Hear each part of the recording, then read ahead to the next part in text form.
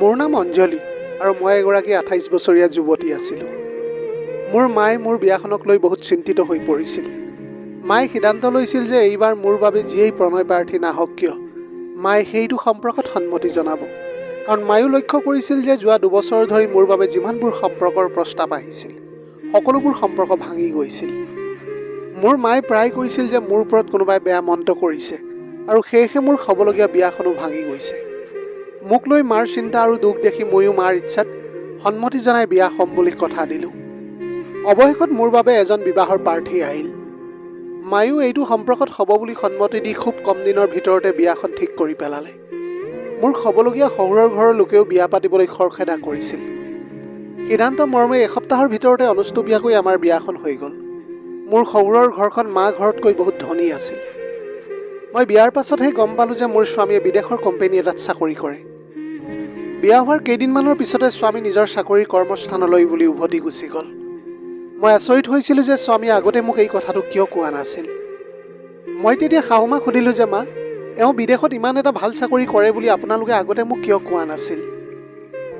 কিন্তু মোৰ শাহুমাই মোৰ প্ৰশ্নটো শুনি সম্পূৰ্ণ অস্থিৰভাৱেৰে এনে উত্তৰ দিলে যেন তেওঁ এই বিষয়টো আওকাণ কৰিবলৈ বিচাৰিছে। মই শাহুমাৰ পৰা কোনো সঁহাৰি নাপালোঁ। মোৰ মনলৈ ভাৱ আহিছিল যে যদি স্বামীৰ পৰিয়ালে আমাক ক'লেহেঁতেন যে মোৰ স্বামীয়ে বিদেশত চাকৰি কৰি আছে, তেনেহ'লে আমাৰ পৰিয়াল মিতিৰ লগতে স্থানীয় লোকে মোৰ স্বামীক বেছি সন্মান কৰিলেহেঁতেন। কিন্তু এতিয়া শাহুমাৰ চালেবেৰে কোবোৱা উত্তৰবিলাক শুনিহে মোৰ এনে লাগিছিল যেন শাহুমাই কিবা উদ্দেশ্যতহে কথাবোৰ লুকুৱাই ৰাখিছে। যিয়েই নহওক স্বামী নিজৰ কৰ্মলৈ গুচি যোৱাৰ পাছত শহুৰৰ ঘৰত মই সহজ হ'বলৈ চেষ্টা কৰিলোঁ আৰু ঘৰুৱা কাম বন সকলোতে মনোযোগ দিবলৈ ধৰিলোঁ। স্বামী গুচি যোৱাৰ পাছত এতিয়া মোৰ শহুৰৰ ঘৰখনত মাত্ৰ মোৰ শাহুমা, ননদ আৰু এজন দেৱৰ আছিল। মোৰ দেৱৰজনৰ মানসিক অৱস্থাটো ভাল নাছিল আৰু এক প্ৰকাৰৰ তেওঁ মানসিক ৰোগী আছিল। মোৰ শাহুমাই মোক বিয়াৰ দ্বিতীয় দিনা এই কথাটো কৈছিল, কিন্তু দেৱৰ মানসিক দুৰ্বলতাৰ লগত মোৰ বিয়াৰ কোনো ইচ্ছু নাছিল। বিয়াৰ পিছত মই মন কৰিছিলোঁ যে মোৰ শাহুৱে সৰু পুতেকৰ সকলো কাম নিজেই কৰিছিল। যিয়েই নহওক এতিয়া মোৰ বৈবাহিক জীৱনটো ভালদৰে চলি আছিল আৰু কম সময়ৰ ভিতৰতে মোৰ ননদৰ সৈতে মই খুব ভাল বন্ধুত্ব হৈ পৰিলোঁ। মাজে মাজে মই মোৰ স্বামীৰ লগতো কথা বতৰা পাতি থাকিলোঁ। এনেদৰেই জীৱনটো নিজৰ গতিপথত আগবাঢ়িবলৈ ধৰিলে। অৰ্থাৎ মোৰ জীৱনত এনেকুৱা এটা ঘটনা ঘটিল যিয়ে মোৰ সম্পূৰ্ণ জীৱনটোকে সলনি কৰি পেলালে। মই সপোনতো ভাবিব পৰা নাছিলোঁ যে মোক কোনোবাই ইমান ডাঙৰ এটা প্ৰতাৰণা কৰিবলৈ পাৰিব। এদিন মই নিজৰ কোঠাৰ পৰা ওলাই অহাৰ লগে লগে দেৱৰজনে মোক দেখাৰ লগে লগে গাখীৰ খাবলৈ জোৰ দিবলৈ ধৰিলে। এই কথাটো এতিয়া মোৰ বৰ আচৌহা যেন লাগিবলৈ ধৰিল। সেইটো সময়ত মোৰ দেৱৰজন খেলনাত ব্যস্ত হৈ আছিল। ভায়েকৰ কথা শুনি মোৰ ননদে তাক খৰধৰকৈ নিজৰ কোঠালৈ বুলি লৈ গ'ল। এনে কাৰ্য দেখি মোৰ মনলৈ বহুত চিন্তা আহিবলৈ ধৰিছিল। আচলতে এই ঘৰখনত কি হৈ আছে মই এতিয়াও বুজিব পৰা নাছিলোঁ। পাছদিনা ৰাতিপুৱা মই যেতিয়া চাহ খাই আছিলোঁ তেনে সময়তে মোৰ দেৱৰজন নিজৰ কোঠাৰ পৰা ওলাই আহিছিল। তাৰ চেহেৰাটো আৰু মুখমণ্ডল দেখি মই আচৰিত হ'লোঁ, কাৰণ মোৰ দেৱৰজনৰ মুখখন গাখীৰেৰে ভৰি আছিল। দেৱৰ পাছে পাছে মোৰ ননদজনীও কোঠাৰ পৰা ওলাই আহিল। ননদৰ গাৰ কাপোৰত গাখীৰৰ টোপালবোৰ পৰি আছিল। কিন্তু মোৰ মনত পৰিল যে যেতিয়া ননদজনী সেইটো কোঠালৈ সোমাই গৈছিল তাই খুব ধুনীয়া পৰিপাটিকৈ কাপোৰ পিন্ধি গৈছিল, কিন্তু এতিয়া তাইৰ গাত কাপোৰ কোনো ভাজেই নাছিল। মই মাত্ৰ মোৰ ননদজনীলৈ চাই আছিলোঁ। তেনেতে মোৰ শাহুমা মোৰ ওচৰলৈ আহি সুধিলে, বোৱাৰী কি হ'ল, ইমানকৈ কি চিন্তা কৰি আছা? হঠাতে শাহুৰ এনে প্ৰশ্নত মই অপ্ৰস্তুত হৈ পৰিলোঁ আৰু মিছাকৈ ক'লোঁ, নাই মা, একো নাই। এনেই মা ঘৰৰ কথা মনলৈ আহিছিল। মিছাকৈ উত্তৰটো দি মই শাহুৰ পৰা এৰাই চলিবলৈ চেষ্টা কৰিলোঁ। দেৱৰ আৰু ননদৰ ওপৰত মোৰ মনত উদয় হোৱা প্ৰশ্ন সুধিম বুলি ভাবিও মই বিৰত থাকিলোঁ। শাহুমাই মোৰ সৈতে আকৌ ঘৰুৱা কথা বতৰাত এতিয়া লিপ্ত হ'ল। খন্তেক কথা পাতি ময়ো নিজা ঘৰুৱা কাম আৰু ৰন্ধা বঢ়াত ব্যস্ত হৈ পৰিলোঁ। কামত ব্যস্ত থকাৰ বাবে দেৱৰ এনে অদ্ভুত আচৰণ আৰু কামবোৰৰ চিন্তা মোৰ মনৰ পৰা আঁতৰি গ'ল। এদিন মই জিৰণি ল'বলৈ মোৰ কোঠাত শুই আছিলোঁ। মোৰ শাহু মোৰ কোঠালৈ সোমাই আহিল যদিও মই গম পোৱা নাছিলোঁ। হঠাতে কাৰোবাৰ উপস্থিতি অনুভৱ কৰি মই সাৰ পালোঁ আৰু শাহুমাক এনেদৰে মোৰ কোঠাত দেখি মই ভয় খাই গ'লোঁ। আচলতে সেইটো সময়ত মোৰ মনোযোগ অন্য ঠাইত আছিল, গতিকে মোৰ বাবে আচৰিত হোৱা আৰু ভয় খোৱাটো স্বাভাৱিক আছিল। এতিয়া নিজকে সংযত কৰি সুধিলোঁ যে শাহুমা, সকলো ঠিকে আছেনে? শাহুমাই তেতিয়া ক'লে যে, বোৱাৰী, মই মাত্ৰ কিবা এটা কথা তোমাক ক'বলৈ আহিছোঁ। শাহুমাক সুধিলোঁ, কি কথা, কোৱা মা। শাহুমাই মোৰ ফালে চাই মৃদুভাৱে ক'লে, বোৱাৰী, মই এটা কথা কওঁ, তুমি বেয়া নাপাবা। তুমি এজনী সুঠাম গাভৰু বোৱাৰী, ৰূপ গুণেৰে তোমাৰ শৰীৰটো ভৰি আছে। মোৰ সৰু ল'ৰাটোৱে তোমাক দেখিলে অলপ পাগলামি কৰে। তুমিতো জানা যে সি এটা মানসিক ৰোগী। কেতিয়াবা সি যিকোনো কথা ক'ব পাৰে আৰু যিকোনো কাম কৰিব পাৰে। সেয়েহে তুমি যেতিয়াই ৰুমৰ পৰা ওলাই যোৱা তেতিয়াই সদায় নিজকে ভালদৰে ঢাকি ৰাখিবা। এই বুলি কৈ মোৰ শাহু নিমাত হৈ পৰিল। মই তেওঁৰ মুখলৈ চাই থাকিলোঁ, কাৰণ তেওঁৰ কথাত মই আচৰিত হোৱাৰ লগতে ভয়ো খাইছিলোঁ। মোৰ মনত ভাৱ আহিছিল, দেওৰজন যদি সঁচাকৈ এনেকুৱা পাগল হয় তেনেহ'লে তাক কিয় চিকিৎসা কৰোৱা হোৱা নাই। কিন্তু যিয়েই নহওক কিয়, শাহুমাই কোৱা কথাবোৰ ইমান বেয়াও নাছিল, কাৰণ তেওঁ মোৰ সুৰক্ষাৰ বাবেই কথাবিলাক সকীয়াই দিছিল। ময়ো হ'ব বাৰু মা বুলি কৈ তেওঁৰ কথাবিলাক মানি লৈছিলোঁ। মই এতিয়া নিজৰ সাজ পোছাকৰ প্ৰতি মনোযোগ দিবলৈ আৰম্ভ কৰিলোঁ। মই এতিয়া অনুভৱ কৰিছিলোঁ যে এইখন ঘৰত মুক্তভাৱে ওলাই মেলি উশাহ নিশাহ লোৱাটো যেন বৰ কষ্টকৰ হৈ পৰিছে। এদিন মোৰ ননদ আৰু শাহুমা বজাৰলৈ গৈছিল। দেওৰজনে ঘৰৰ কাষতে থকা পুখুৰীটোৰ পাৰতে বহি কিবা খেল খেলি আছিল। হঠাৎ তাৰ চিঞৰ বাখৰ শুনি মই বাহিৰলৈ ওলাই আহিলোঁ। কিন্তু বাহিৰৰ দৃশ্যটো দেখি মই থতমত খালোঁ, কাৰণ সেইটো সময়ত দেওৰজন পুখুৰীত পৰি জোৰেৰে চিঞৰি আছিল। এইটো সময়ত সি ডিঙিলৈকে সম্পূৰ্ণ পানীত ডুবি গৈছিল। এনে এটা অৱস্থাত কি কৰিম কি নকৰিম ভাবি মই বিমূৰত পৰিলোঁ। কাৰণটো হ'ল ময়ো সাঁতুৰিবলৈ জনা নাছিলোঁ। তেনেতে হঠাৎ দেওৰজনে নাকেৰে পানী সোমোৱাত জোৰেৰে সাঁচি মাৰিবলৈ ধৰিলে। ইমানখিনি দেখাৰ পিছত আৰু মই ৰৈ থাকিবলৈ নোৱাৰিলোঁ। মনতে সাহস গোটাই খৰধৰকৈ পুখুৰীলৈ নামি গ'লোঁ আৰু চুলিকচাত ধৰি তাক পানীৰ পৰা টানি উঠাই আনিলোঁ। সেইটো সময়ত তাৰ গাত প্ৰায় কাপোৰ নাছিলেই। মই ভিতৰৰ পৰা টাৱলখন আনি তাৰ ফালে আগবঢ়াই দিলোঁ। কিন্তু সেইটো সময়তো দেওৰে কেৱল সাঁচিয়াই আছিল, কাৰণ সি চাগৈ পুখুৰীৰ বহুত পানী খাইছিল। যিয়েই নহওক কিয়, এনে এটা পৰিস্থিতিত মই তাৰ যত্ন ল'ব লগা হ'ল। মই টাৱলখনেৰে তাৰ মূৰটো মোহাৰি দিলোঁ, কিন্তু তেনেতে সি মোৰ হাতখনত থাপ মাৰি ধৰিলে। তাৰ এইটো কাৰ্যত মোৰ বহুত ভয় লাগিছিল। মই খৰধৰকৈ মোৰ হাতখন দেওৰৰ কবলৰ পৰা মুক্ত কৰিবলৈ চেষ্টা কৰিছিলোঁ। সি ইমানেই জোৰত মোৰ হাতখন ধৰিছিল যে মই বহুত চেষ্টা কৰি মুক্ত হ'ব পৰা নাছিলোঁ। মোৰ উশাহ নিশাহ বন্ধ হৈ যোৱাৰ উপক্ৰম হৈছিল। মই নাজানো ক'ৰ পৰা সি ইমান শক্তি পালে যে ইমান জোৰেৰে মোৰ হাতখন ধৰি ৰাখিছিল। তেনেতে বজাৰৰ পৰা ঘূৰি অহা শাহুমাই মোক দেখি খৰধৰকৈ আগবাঢ়ি গৈ মোৰ হাতখন দেওৰ হাতৰ পৰা মুক্ত কৰি দিলে। মই খৰধৰকৈ মোৰ কোঠালৈ সোমাই যোৱাৰ লগে লগে ভিতৰৰ পৰা দুৱাৰ হুকটো লগাই দিলোঁ। এইটো কাৰ্যৰ বাবে আজি মই শাহুমা আৰু ননদৰ ওচৰত বহুতো লজ্জিত আৰু অপমানিত অনুভৱ কৰিছিলোঁ। কোঠাৰ বিচনাখনত পৰি মই দীঘলকৈ উশাহ এটা ল'লোঁ। হঠাতে দেওৰজনে মোৰ লগত কৰা এনে ব্যৱহাৰ কথাবিলাক মনলৈ আহিবলৈ ধৰিলে। মই কি কৰিম একো ভাবিব পৰা নাছিলোঁ, কাৰণ মোৰ দেওৰজন মানসিক ৰোগী আছিল। এনে এটা অৱস্থাত মই তাক কেনেকৈ দুখ দিম। তেনেতে বাহিৰৰ পৰা শাহুমাই মোক মতা শুনি মই দুৱাৰখন খুলি দিলোঁ। শাহুমা মোৰ কোঠালৈ সোমাই আহি মোক ক'লে, বোৱাৰী, মই জানিছোঁ যে বাহিৰত ঘটি যোৱা এই ঘটনাবোৰে তোমাক মনত কষ্ট দিছে। তুমিও ইচ্ছাকৃতভাৱে এইবোৰ কৰা নাছিলা। শাহুমাৰ কথা শুনি মনটোত কিছু সকাহ অনুভৱ কৰিছিলোঁ। শাহুমাই বৰ দুখেৰে ক'লে যে, বোৱাৰী, আচলতে মোৰ ল'ৰাটো পাগল নহয়, মাথো মানসিকভাৱে কিছু দুৰ্বলহে। তুমি তাৰ কোনো কথাতে বেয়া নাপাবা আৰু নিজৰ বুলি হৃদয়তে সামৰি ল'বা। মোৰ ল'ৰাটো বৰ নিৰ্দোষী, তাৰ নিজৰ ওপৰত কোনো গুৰুত্ব নাই। শাহুমাৰ কথা শুনি মই নিমাত হৈ পৰিলোঁ। আচলতে দেওৰজনক লৈ মই বৰ অস্বস্তি অনুভৱ কৰিছিলোঁ সঁচা, কিন্তু এনে এটা সময়ত শাহুমাক মই একো ক'বও পৰা নাছিলোঁ। মাত্ৰ মই কৈছিলোঁ, হ'ব মা, মই বেয়া পোৱা নাই। কিন্তু মই সিদ্ধান্ত লৈছিলোঁ যে মই মোৰ দেওৰজনৰ পৰা আঁতৰি থাকিম আৰু তেওঁক খুব কমহে লগ পাম। পিছদিনা মোৰ দেওৰজনে পাকঘৰত বহি খেলি আছিল। প্ৰথমবাৰৰ বাবে সেইদিনা মই দেওৰক ভালকৈ চাইছিলোঁ। দেখাত সি এজন ধুনীয়া স্বাস্থ্যৱান ল'ৰা আছিল। মই ইমান মনোযোগেৰে তাৰ ফালে চাই আছিলোঁ যে হঠাতে দেওৰজনে মোৰ ফালে চালে আৰু ঘপকৈ মোৰ ওচৰলৈ আহি আকৌ এবাৰ গাখীৰ খোৱাৰ বাবে জোৰ দিবলৈ ধৰিলে। তাৰ এই কাণ্ডটো মোৰ বৰ আচহুৱা যেন লাগিবলৈ ধৰিল আৰু মই সম্পূৰ্ণৰূপে লজ্জিত হৈ পৰিছিলোঁ। মই লাহেকৈ শাহুমাক ক'লোঁ যে কেনেকৈ মোৰ দেওৰজনে মোক দেখাৰ লগে লগে অদ্ভুত কাম কৰিবলৈ আৰম্ভ কৰে আৰু অসম্ভৱ প্ৰশ্ন কিছুমান কৰে। তেনেতে শাহুমাই লগে লগে মোক ক'লে, বোৱাৰী, এইবোৰ কি কথা কৈছা তুমি? মোৰ সন্তানৰ নিজৰ কোনো সক্ৰিয় ইন্দ্ৰিয় নাই বুলি তুমি জানাই। সি এতিয়া তোমাৰ বিষয়ে কেনেকৈ কিবা এটা ভুল ভাবিব পাৰে? তুমি নিজেই ভুলবিলাক নুবুজিবাচোন। শাহুমাৰ উত্তৰ শুনি মই নিমাত হৈ পৰিলোঁ। এতিয়া আৰু কি কওঁ এওঁলোকক?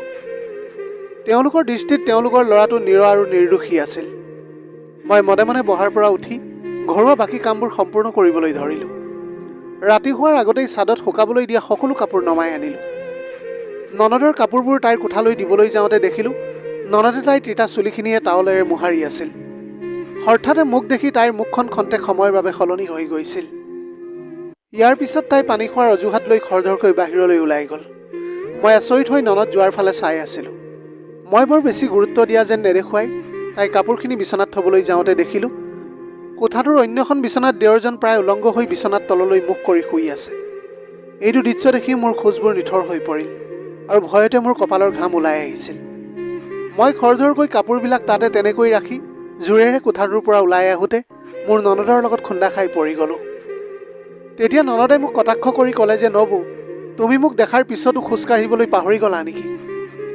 ননদৰ মুখৰ পৰা এই কথা শুনি মই বেছি নাৰ্ভাছ হৈ পৰিলোঁ। এইটো সময়ত মোৰ মগজুৱে কাম নকৰা হৈ পৰিছিল, কাৰণ ননদে মোক আগতে কেতিয়াও এইটো সুৰত কথা কোৱা নাছিল। মোৰ বাবে ননদৰ এই মনোভাৱ আৰু তেওঁৰ কোঠাত যি দেখিছিলোঁ সেয়া অতি আচৌহা যেন লাগিবলৈ ধৰিছিল। ইয়াৰ পাছতে ননদে নিজৰ কোঠালৈ সোমাই গৈ মোৰ সন্মুখতে দুৱাৰখন জোৰেৰে বন্ধ কৰি দিলে। ময়ো গোটেই দিনটো কাম কৰি ভাগৰুৱা হৈ আছিলোঁ আৰু দেওৰক যিটো অৱস্থাত দেখা পাইছিলোঁ তাৰ বাবে ভয় অনুভৱ কৰিছিলোঁ।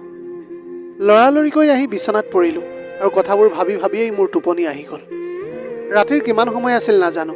টোপনিতে মোক কোনোবাই স্পৰ্শ কৰা অনুভৱ কৰি খৰধৰকৈ মই চকু মেলিলোঁ, কিন্তু আন্ধাৰৰ বাবে ক'তো একো দেখা নাপালোঁ। ঠিক তেতিয়াই মোৰ ডিঙি আৰু বুকুত কাৰোবাৰ আঙুলিৰে টেপা মাৰি ধৰাৰ দৰে অনুভৱ হ'ল। মই চিঞৰি চিঞৰি সেই অচিন ব্যক্তিজনক নিজৰ পৰা আঁতৰাই ঠেলি দিবলৈ চেষ্টা কৰিলোঁ। কিছু সময়ৰ পাছত মই মুক্ত হৈ দুৱাৰ ফালে দৌৰি আহি দুৱাৰখন খুলি শাহুমাৰ কোঠালৈ দৌৰি গ'লোঁ। মোৰ চিঞৰ শুনি শাহুমাই খৰধৰকৈ দুৱাৰখন খুলি দিলে আৰু তেওঁ আচৰিত হৈ মোৰ ফালে চাবলৈ ধৰিলে। মোৰ শৰীৰটো এতিয়া ঘামত তিতি গৈছিল। মই চিধাই দৌৰি গৈ শাহুমাক সাবটি ধৰি কান্দিবলৈ ধৰিলোঁ। হুলস্থুলৰ শব্দ শুনি ননদো শাহুৰ কোঠাটোলৈ সোমাই আহিল। মোক এনে এটা অৱস্থাত দেখি শাহুমাই বহুত ভয় খাই সুধিলে, কি হ'ল বোৱাৰী, তুমি কিবা বেয়া সপোন দেখিছিলা নেকি? মই উত্তেজিত হৈ শাহুমাক ক'লোঁ, মা, মোৰ কোঠাত কোনোবা সোমাই আছে। এইটো কথা কৈ মই কান্দিবলৈ ধৰিলোঁ। শাহুমাই আচৰিত হৈ মোৰ ফালে চাই ক'লে, বোৱাৰী, তুমি এইবিলাক কি কথা কৈ আছা? এই ৰাতি 2 বজাত তোমাৰ কোঠালৈ কোন আহিব? তোমাৰ স্বামীও ইয়াত নাই আৰু তোমাৰ দেওৰজনো মানসিক ৰোগী আৰু সক্ষম নহয়। তেনেস্থলত কোন আহিব পাৰে? বাৰু ৰ'বা, মই নিজে গৈ কোঠাটো এবাৰ চাই আহোঁ। এই বুলি কৈ শাহুমা কোঠাটোলৈ সোমাই যোৱাত কোঠাটোৰ দুৱাৰখন খুলি দিয়াত মোৰ চকু দুটা ডাঙৰ হৈ গ'ল, কাৰণ তেতিয়া কোঠাটোৰ লাইট জ্বলি আছিল আৰু মই শোৱা বিচনাখনত এটাও ভাজ নাছিল। মই শাহুমাক ক'লোঁ, মা, মোক বিশ্বাস কৰক, মোৰ কোঠাত কোনোবা আছিল, কাৰণ মোৰ কোঠাটোৰ লাইট মই জ্বলোৱা নাছিলোঁ। মোৰ কথাটো শুনি শাহুমাই ননদৰ ফালে এবাৰ চকু ফুৰালে আৰু ক'লে যে ইয়ালৈ যদি কোনোবা আহিছিল তেন্তে কোন আহিছিল কোৱাচোন? মই ভয় ভয় মোৰ শাহুৰ ফালে চাই আছিলোঁ, কাৰণ এইটো সময়ত তেওঁক বৰ খঙাল যেন লাগিবলৈ ধৰিছিল। মই কিবা এটা ক'ম বুলি ভাবোঁতেই ননদে ক'লে যে কোন আহিব আৰু ইয়ালৈ? নবৌৱে কিবা বেয়া সপোন দেখা যেনহে লাগিছে। মই মনে মনে থিয় হৈ আছিলোঁ। তেতিয়া শাহুমাই মোক ক'লে, বোৱাৰী, তুমি তোমাৰ মিছা অসাৰ সপোনবোৰৰ বাবেই মোৰ টোপনি নষ্ট কৰিলা। যোৱা, এতিয়া আৰামত গৈ তুমি শুই থাকাগৈ আৰু আমাকো শান্তিৰে শুবলৈ দিয়া। এই বুলি কৈ শাহুমা আৰু ননদ মোৰ কোঠাটোৰ পৰা ওলাই গ'ল আৰু ময়ো মোৰ কোঠাৰ দুৱাৰখন ভালদৰে বন্ধ কৰি দিলোঁ। কিন্তু খিৰিকীখনলৈ চাওঁতে তাত এটা মানুহৰ ছাঁ দেখা পালোঁ। ভালদৰে চাই দেখিলোঁ যে এই মুহূৰ্তত কোনোবা তাৰ পৰা পলাই গৈছে। খৰধৰকৈ খিৰিকী ওচৰ পাওঁতে মই হতভম্ব হৈ পৰিলোঁ, কাৰণ সিফালে মোৰ ননদজনী থিয় হৈ আছিল। মনলৈ ভাৱ আহিছিল, হয়তো ননদজনীৰ কোনোবা প্ৰেমিকে তাইক লগ কৰিবলৈ আহি ভুলবশতঃ মোৰ কোঠাত সোমাল গৈ চাগে, নে এই সকলোবোৰ কেৱল মোক হাৰাশাস্তি কৰিবলৈ কৰা হৈছিল নেকি? মই একো বুজিব পৰা নাছিলোঁ। আচলতে প্ৰকৃত সত্যটো কি আছিল? গোটেই ৰাতিটো মোৰ ভয়তে টোপনি নাহিল। পিছদিনা ৰাতিপুৱা মোৰ ননদজনীয়ে আনন্দ মনেৰে নিজৰ কোঠাটোৰ পৰা ওলাই আহি আমাৰ লগত ব্ৰেকফাষ্ট খাবলৈ বহিল। সেইটো সময়ত মই ননদৰ মনোভাৱৰ কোনো পৰিৱৰ্তন অনুভৱ কৰা নাছিলোঁ। হঠাৎ মোৰ মনটো কিয় ইমান উত্তেজিত হৈ পৰিল নাজানো। মই চিধাই শাহুমাক আগদিনা দেখা কথাটো ক'লোঁ। মা, যোৱা নিশা কাষৰ কোঠাটোৰ খিৰিকীৰে এজন মানুহ ওলাই যোৱা মই দেখিছোঁ। মোৰ কথাটো শুনি শাহু বিদ্যুৎপৃষ্ট হোৱা মানুহৰ দৰে থৰ হৈ পৰিল। শাহুমাই খন্তেক সময়ৰ বাবে ৰৈ থাকিল, লগতে ক'লে যে, বোৱাৰী, এইবোৰ তুমি কি কৈছা? মই ক'লোঁ, হয় মা, মই সঁচা কথাই কৈ আছোঁ। যোৱা নিশা আপোনালোক মোৰ কোঠাটোৰ পৰা ওলাই যোৱাৰ পাছতে মই কিবা এটা ক'বলৈ লওঁতেই লগে লগে শাহুমাই বাধা দি ক'লে যে, বোৱাৰী, তোমাৰ কাষৰ কোঠাটো হ'ল তোমাৰ ননদজনীৰ, আৰু মোৰ মতে এইবিলাক কথা কৈ তুমি ছোৱালীজনীক চৰিত্ৰহীন সজাবলৈ খুজিছা। মোৰ প্ৰতি শাহুমাই এনে ভুল ধাৰণা মনলৈ অনাৰ বাবে মনৰ দুখত মোৰ চকুৰ পৰা চকু পানী ওলাই আহিছিল। কিয় জানো শাহুমাই মোক বিশ্বাস নকৰি নিজৰ পুতেক আৰু জীয়ককহে বিশ্বাসত লৈছিল আৰু সিহঁতি কৰা ভুলবোৰক বুদ্ধিমত্তাৰে ঢাকি ৰাখিব খুজিছিল। এইটো সময়ত তেওঁক যিকোনো কথা কোৱা বা প্ৰশ্ন কৰাটো মোৰ ভৰিত কোঠা মাৰি লোৱাৰ সমতুল্য আছিল। সেয়েহে মই মৌন হৈ ভাবি আছিলোঁ যে যি হ'ব লগা আছিল সেয়া হৈ গ'ল। এইটো বিষয়ত আৰু প্ৰশ্ন কৰিলে মইহে জগৰীয়া হ'ম, কাৰণ মোৰ সঁচা কথাবোৰক সমৰ্থন কৰিবলৈ মোৰ কাষত কোনোৱেই নাছিল। এটা চুকত সম্পূৰ্ণ নিমাত হৈ থিয় হৈ ননদে কিবা এষাৰ ক'ব বুলি ভাবিছিলোঁ, যদিও তাইও সম্পূৰ্ণ নিমাত হৈ থাকিল। মই মনে মনে তাৰ পৰা উঠি নিজৰ কোঠাটোত সোমালোগৈ। কিছু সময়ৰ পাছত শাহু আৰু ননদ ঘৰৰ পৰা বাহিৰলৈ ওলাই গ'ল। তেওঁলোকক একো সুধিবলৈ মোৰ সাহস নাছিল আৰু তেওঁলোকেও মোক এষাৰ মাত দিয়া নাছিল। কিন্তু মোৰ দেউৰজন ঘৰতে আছিল আৰু মোক দেখি আগৰ দৰে নিজৰ অনুৰোধ কৰিছিল। মই এতিয়া খৰধৰকৈ মোৰ কোঠাৰ দুৱাৰখন বন্ধ কৰি বিচনাত বহিলোঁ। মোৰ মন মগজু সকলো চিন্তাৰ পৃথিৱীত বিচৰণ কৰি ফুৰিছিল। চিলমিলকৈ মোৰ টোপনি আহিবলৈ ধৰোঁতেই বাহিৰত কোনোবাই সৰু সৰুকৈ কথা পাতি থকা লাহেকৈ শুনিবলৈ পালোঁ। লগে লগে দুৱাৰখন খুলি ওলাই আহিলোঁ। তেনেতে দেখিলোঁ যে মোৰ শাহু আৰু ননদে কোনোবা মানুহৰ লগত থিয় হৈ বাৰাণ্ডাৰ এটা কোঠাত বহি কথাতে ব্যস্ত হৈ আছে। তেওঁলোকৰ কথা কোৱা ধৰণটোক লৈ মোৰ মনত কিছু সন্দেহৰ সৃষ্টি হৈছিল। মই অতি সংগোপনে তেওঁলোকক নেদেখাকৈ বেৰৰ কাষত থিয় হৈ সিহঁতৰ কথাবিলাক শুনিবলৈ ধৰিলোঁ। কিন্তু তেওঁলোকৰ আলোচনাবোৰ শুনি মই বিভ্ৰান্ত হৈ পৰিলোঁ। মোৰ হাত ভৰিৰ লগতে সমগ্ৰ শৰীৰ কঁপিবলৈ ধৰিলে। পুনৰ খৰখোজেৰে মোৰ কোঠালৈ উভতি আহিলোঁ আৰু ভিতৰৰ পৰা দুৱাৰখন বন্ধ কৰি দিলোঁ। মনৰ ভয় আৰু উত্তেজনাত মই বৰকৈ ঘামিছিলোঁ আৰু উশাহবোৰ মোৰ ছুটি হ'বলৈ ধৰিছিল। মোৰ বুকুখন বৰকৈ ধপধপাই আছিল, কাৰণ মই বুজি পাইছিলোঁ যে মই তেওঁলোকৰ ষড়যন্ত্ৰৰ বলি হ'বলৈ ওলাইছোঁ। হঠাতে মোৰ কোঠাৰ দুৱাৰত জোৰেৰে শব্দ হ'বলৈ ধৰিলে। মই লগে লগে গৈ বিচনাত শুই থকাৰ ভাও জুৰিলোঁ। মোৰ শাহুমাই আনটো চাবি ব্যৱহাৰ কৰি ভিতৰৰ দুৱাৰখন খুলি মোৰ ওচৰলৈ আহিলে। মই চকু দুটা মুদি সম্পূৰ্ণ টোপনি ভাও জুৰি আছিলোঁ। তেওঁ অলপ সময় থিয় হৈ থকাৰ পিছত হয়তো নিশ্চিত হ'ল যে মই শুই আছোঁ বুলি। তেতিয়া তেওঁ পুনৰ মোৰ কোঠাৰ দুৱাৰখন বন্ধ কৰি আঁতৰি গুচি গ'ল। মই খৰধৰকৈ চকু মেলিলোঁ। মই বুজি পাই গ'লোঁ যে শাহুমাই আচলতে মই শুই আছোঁ নে নাই সেই বিষয়ে মই নিশ্চিত হ'বলৈ মোৰ কোঠালৈ আহিছিল। হয়তো তেওঁ উমান পাইছিল যে তেওঁলোকৰ আলোচনাবোৰ কোনোবাই শুনিছে। ময়ো সিদ্ধান্ত লৈছিলোঁ যে এতিয়া মই শাহু আৰু দেউৰ আৰু ননদৰ সকলো ৰহস্য উদঘাটন কৰিম। এই সত্যই যে মোৰ জীৱনত প্ৰলয়ৰ সৃষ্টি কৰিব সেয়াও মই বুজি পাইছিলোঁ। পিছদিনা দেউৰে তাৰ চূড়ান্ত সীমা অতিক্ৰম কৰিলে। হঠাতে সি মোৰ ওচৰলৈ আহি মোৰ হাতখনত থাপ মাৰি ধৰিলে। মই জোৰেৰে তাৰ হাতখন এৰুৱাই ঠেলি পেলাই দিলোঁ আৰু দৌৰি আহি নিজৰ কোঠাটোত সোমালোঁ। সঁচাকৈ মই ঘৰত থাকিবলৈ বৰ কষ্ট পাইছিলোঁ আৰু নিৰাপত্তাহীনতাত ভুগিবলৈ ধৰিলোঁ। ইফালে মোৰ স্বামীও মোৰ সংস্পৰ্শত নাছিল, যাতে মই তেওঁক এইবোৰ কথা ক'বলৈ পাৰোঁ। মোৰ ফোনটো বেয়া হোৱাত মই বহু দিনলৈকে কালৈ ফোন কৰিব পৰা নাছিলোঁ। ইফালে মোৰ মাৰ ঘৰখনো বহুত দূৰৈত আছিল আৰু শাহুমাই মোক তালৈ যাবলৈ দিয়া নাছিল। যিয়েই নহওক পিছদিনা মই প্লেনিং মতেই বজাৰ কৰাৰ কথাটো ভাবি সাজু হৈ শাহুৰৰ লগত বজাৰলৈ ওলাই গ'লোঁ। বজাৰৰ পৰা ঘূৰি অহাৰ পাছত মোৰ বাবে ননদে বিশেষভাৱে চাহ বনাই খাবলৈ দিছিল। মই কোঠাটোলৈ আনি গোপনে চাহখিনি বাহিৰলৈ পেলাই দিলোঁ। কিছু সময়ৰ পাছত বাহিৰৰ পৰা অদ্ভুত শব্দ আহিবলৈ ধৰিলে। মই বহুদিনৰ পৰাই লক্ষ্য কৰিছিলোঁ যে ননদে মোক দিয়া চাহকাপ খালেই মোৰ বহুত টোপনি আহে আৰু মই শুই পৰোঁ। সেইবাবে আজি মই চাহ খোৱা নাছিলোঁ।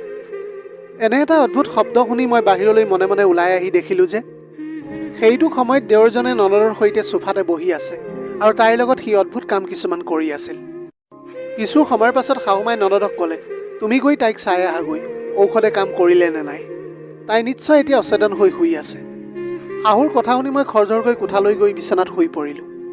মই টোপনি আৰু অচেতন হৈ থকা বুলি ভাবি যেতিয়া ননদ কোঠাটোলৈ সোমাই আহিল, তাই নিষ্ঠুৰভাৱে মোৰ গালত জোৰেৰে চিকুটি দিছিল। মই দুখ পাইছিলোঁ যদিও জানি বুজিয়েই চকু মেলিব পৰা নাছিলোঁ। তাৰপিছত ননদে ভাইক মানে দেউৰটোক মোৰ কোঠালৈ মাতি আনিলে। তেনেতে শাহুমাই আহি ক'লে যে আজিহে মই এইটো অত্যাচাৰৰ পৰা ৰক্ষা পাম। এই ছোৱালীজনীক পাবৰ বাবে কিমান বুদ্ধি কৰিবলগীয়া হৈছে ঠিক নাই। মই তেওঁলোকৰ সকলো আলোচনা শুনি আছিলোঁ। যদিও মোৰ অন্তৰত ভয় ভাৱ আছিল, তথাপিও মনলৈ ভাৱ আহিছিল যে তেওঁলোকে যি পৰিকল্পনা কৰিছে সেয়া নিশ্চয় ভুল বুলি প্ৰমাণিত হ'বলৈ আৰু বেছি সময় নাই। কাৰণ মই মোৰ কোঠাত ইতিমধ্যে CCTV কেমেৰা লগাই ৰাখিছিলোঁ আৰু ইয়াৰ সম্পূৰ্ণ সংযোগ আৰক্ষীক দিয়া হৈছিল। মোৰ শাহু আৰু দেউৰ ননদৰ অদ্ভুত কামবোৰ দেখাৰ পিছত ওচৰ চুবুৰীয়াৰ মুখত তেওঁলোকৰ কথাবোৰ শুনি মই স্তম্ভিত হৈ পৰিলোঁ। আচলতে আমাৰ ঘৰখনলৈ ওচৰ চুবুৰীয়া কোনো মানুহৰ আগমন নাছিল। মোৰ লগতো লাহে লাহে এনেবোৰ অদ্ভুত ঘটনা ঘটিবলৈ লোৱাত মোৰ মনত স্বাভাৱিকতে সন্দেহৰ সৃষ্টি হৈছিল। মাতৃ পুত্ৰ জীয়াৰীৰ সম্পৰ্কৰ নামত তেওঁলোকে নিকৃষ্ট কাম আৰু ব্যৱসায় কৰি গৈছিল। তেনেতে মোৰ দেউৰে মোক চুবলৈ লওঁতে হঠাতে চকু মেলি তাৰ গালত জোৰেৰে এটা চৰ মাৰিলোঁ। সিহঁত সকলো মিলি মোক বশ কৰাৰ চেষ্টা কৰিছিল, যদিও মোৰ লগত কিবা ভুল কৰাৰ আগতেই মোৰ প্লেনিং অনুসৰি পুলিচ আহি আটাইকেইজনকে গ্ৰেপ্তাৰ কৰিছিল। অনুসন্ধান চলাই মোৰ স্বামীকো গ্ৰেপ্তাৰ কৰিলে। আচলতে মোৰ স্বামীয়ে বিদেশত চাকৰি কৰা নাছিল। তেওঁ আন এখন চহৰত লুকাই অপৰাধৰ কাৰ্য কিছুমান কৰি গৈছিল। মোৰ এনে কাৰ্যত ক্ষুণ্ণ হৈ তেওঁ মোক বিবাহ বিচ্ছেদ কৰিলে। প্ৰকৃততে সিহঁত মাক পুতেক জীয়েক নাছিল, সিহঁত একোটা অপৰাধীৰ গেং আছিল। বিয়াৰ নামত তেওঁলোকে এগৰাকী নিৰীহ ছোৱালীৰ জীৱন ধ্বংস কৰি পেলাইছিল আৰু ব্যৱসায়ত নামিবলৈ বাধ্য কৰোৱাইছিল। মানসিকভাৱে অক্ষমতাৰ ভাও ধৰি দেওৰজনে তাৰ ফাণ্ডত পৰা সকলো ছোৱালীৰ জীৱনটো ধ্বংস কৰিছিল। তেওঁলোকৰ ইচ্ছাত সহজে মান্তি নহ'লে মোৰ দৰে ছোৱালীক ব্লেকমেইলিং কৰি জোৰ কৰি হ'লেও আদায় কৰি লৈছিল। যিয়েই নহওক, মোৰ জীৱনৰ দুৰ্ভাগ্য যে মই পুনৰ মাৰ ঘৰত আশ্ৰয় ল'বলগীয়া হৈছিল। অৱশ্যে 2 বছৰ অপেক্ষা কৰি মায়ে মোক পুনৰ বিয়াখন পাতি দিলে। এইকণ সময়ছোৱাত মোৰ লগতে মাও বহুত সমস্যাৰ সন্মুখীন হ'বলগীয়া হৈছিল, কাৰণ মোৰ বিবাহ বিচ্ছেদ হোৱাৰ বাবে সকলোৱে মোক বদনামী কৰিছিল। কিন্তু লাহে লাহে আমাৰ গাঁৱৰ সকলোৱে প্ৰকৃত সত্য কথাবোৰ গম পাই গৈছিল। ময়ো বিয়াখনক লৈ বহুত ভয় খাইছিলোঁ। কাৰণটো হ'ল মোৰ প্ৰথম অভিজ্ঞতাটো বহুত বেয়া আছিল। কিন্তু সেইটো সময়তে এজন ল'ৰাই মোৰ সকলো কথা জানিও মোক বিয়া কৰাবলৈ আগ্ৰহ প্ৰকাশ কৰিলে। আৰু এনেকৈ মই মোৰ হ'বলগীয়া স্বামীৰ লগত কথা পাতিবলৈ আৰম্ভ কৰিলোঁ। এনেদৰেই 2 বছৰৰ পাছত তেওঁৰ সৈতে মোৰ বিয়া হ'ল। মোৰ দ্বিতীয় স্বামী বহুত জ্ঞানী আৰু এজন ভাল মানুহ আছিল।